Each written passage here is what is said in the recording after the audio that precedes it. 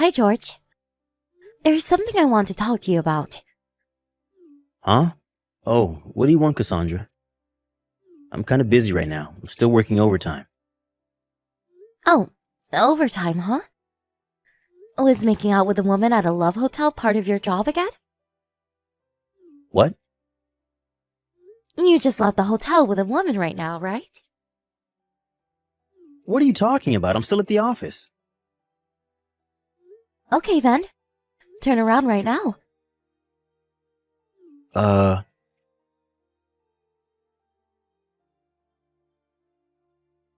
what is the meaning of this? Wow, you're pretty fast when you run away. What's going on? What did you do? You didn't tell me that you would be there when I turned around. How did you know I was here? I followed you here. And why would I tell you? That would have ruined the whole purpose. You followed me? This is called stalking, you know. Well, the goal was to find out if you're cheating on me or not. What do you mean cheating? I was only going over stuff from work with Jennifer. You were talking about work. At a love hotel? Come on, I'm not that dumb. Yes, I was. There's nothing strange or suspicious about it. I was trying out a new method of marketing, you see. There's no such method of marketing. It's a marketing method I came up with.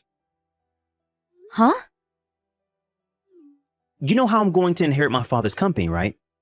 I thought that we should incorporate such new methods of marketing into the company, you know? You must be an idiot to think I would believe what you're saying. What? Did you create a report on the effects and results of making out with a woman who's not your fiancé at a love hotel? Using the company's products or something? Doesn't your father's company make appliances for office work? Did you tell your father, the CEO of the company, and your mother, the head of research and development, about this new marketing method of yours? Shit. Trying to make any excuses is just going to make you look pathetic, you know? Fuck. Fine, I admit it. I prefer Jennifer over you. You mean the woman you were with just now, right? Isn't she a new employee? Yep. Now's the perfect timing, so I'll tell you. I found a woman that's better than you, so let's get divorced. I was only going to marry you in the first place because my parents recommended you to me. I was never that enthusiastic about it. Jennifer was the one who noticed how I was suffering and made me feel better. This isn't just me cheating on you. This is true love. Let's get divorced. Actually, no. I'm canceling the marriage right now. As of this moment, we're no longer together. What? Are you sure this is what you want? Yep. My body and my soul both now belong to Jennifer. Ah, I see. Thanks for breaking up with me. What? What do you mean, thanks? Yep, I was worried a bit as to what to do if you refused to cancel the marriage. What? Why would I refuse to cancel the marriage? Anyways, I'm glad you were so enthusiastic at canceling our marriage. I've already done a lot of preparation and am planning on hiring a lawyer to take care of things. What? A lawyer? We were engaged after all, which means that to cancel the engagement, there's a lot of stuff we need to do. You know this, right? As soon as everything's ready, I'll contact you about the alimony for the marriage cancellation and about the cancellation fees for the wedding venue. There are a lot of things that need to be done, so I'm going to need to ask you for your cooperation. We need to talk about the business consequences that will come out of a marriage cancellation as well. What? What do you mean business consequences? Don't we just break up and that's it? Why does it seem like this is going to be a huge hassle?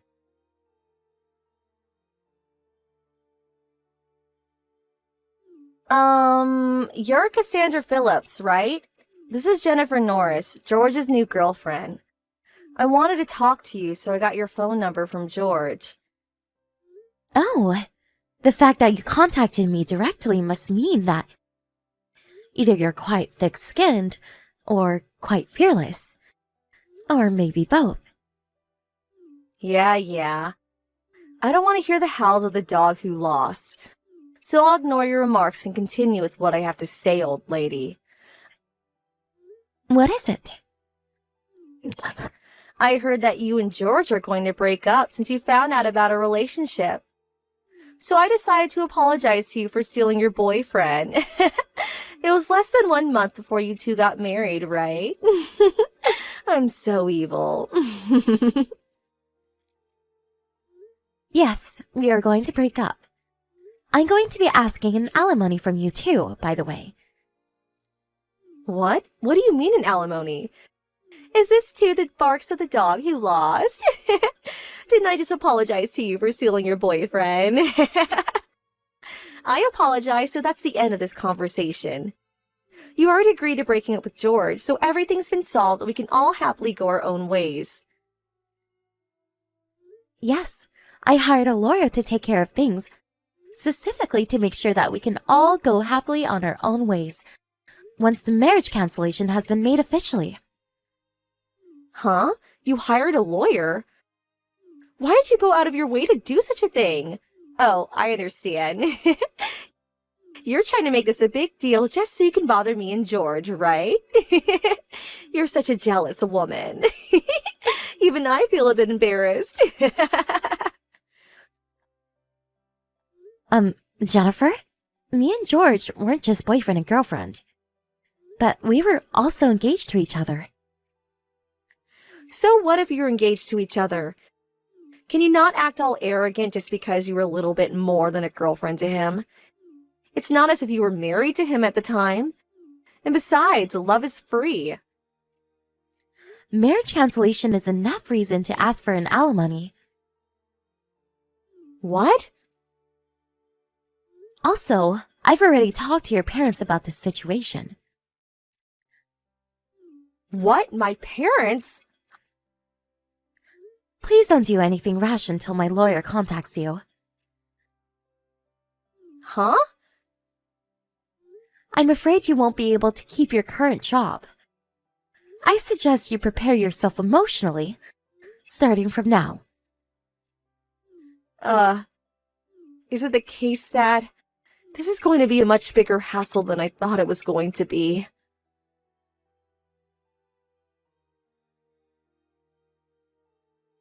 Hey, Cassandra. My dad just told me that he's going to make one of the senior managing directors the next CEO, not me. Did you have anything to do with this? Not only that, but he's locating me to a small branch company based in some rural area. What did you do? It's not that I did something, but that your father was forced to make these decisions because of what you did, no? What? To be honest, I was skeptical about the idea of someone who cheats on their fiancé when there's less than a month until the marriage being the next CEO. Did you not think about what the other employees would think of such a man was let off without any sort of punishment? Isn't that why your father did what he did? He made these decisions as the CEO of the company. You should be glad he didn't fire you. Huh? Marriage and love are private matters. It shouldn't have anything to do with work. There's no reason I should be receiving this sort of treatment. Aren't you forgetting something extremely important? What am I forgetting? That my grandfather is the largest owner of your father's company stocks. What? Seriously? Did you really forget about it? I never even knew. If I had known, I would never have cheated on you. I at least remember that it came up during conversation when your parents introduced me to you. You've got to be kidding me. That's not why what you did was the problem, though. Ugh, I give up.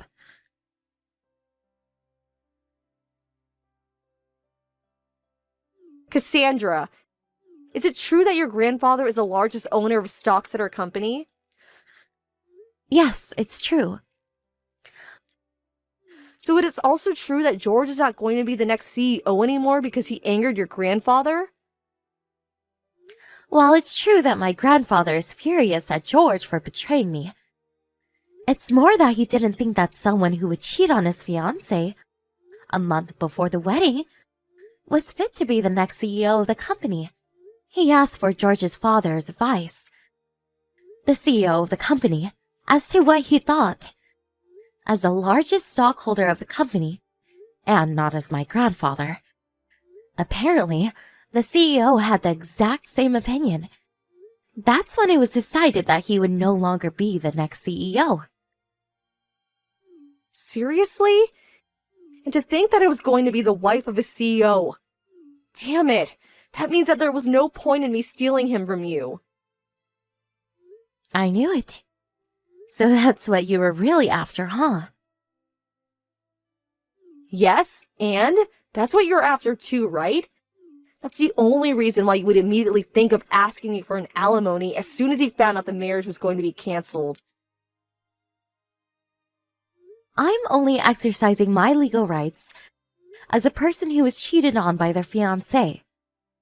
Besides, I already earn enough money for myself that I don't really care whether my husband is a CEO or not.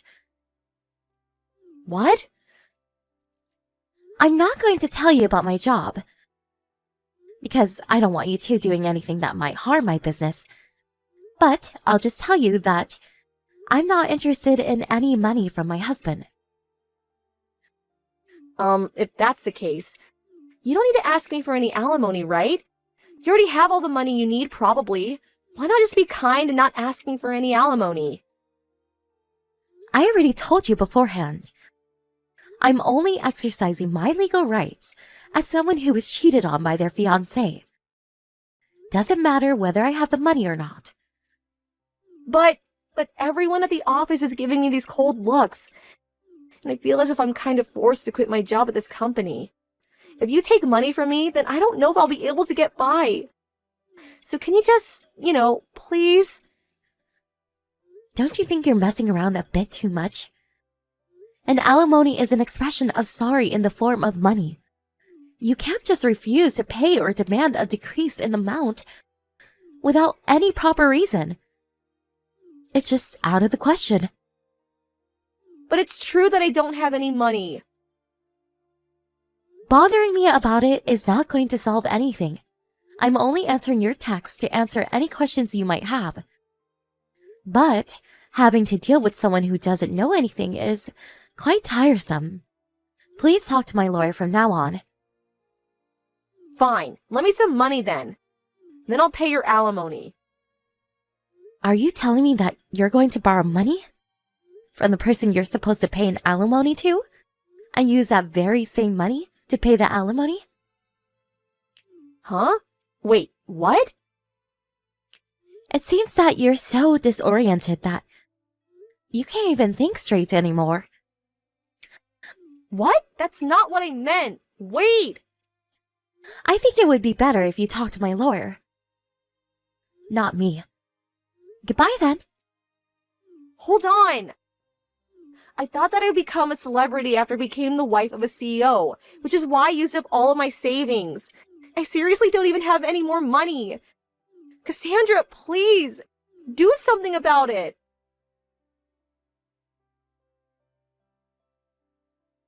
I blocked her after that conversation and left everything to the lawyer I had hired.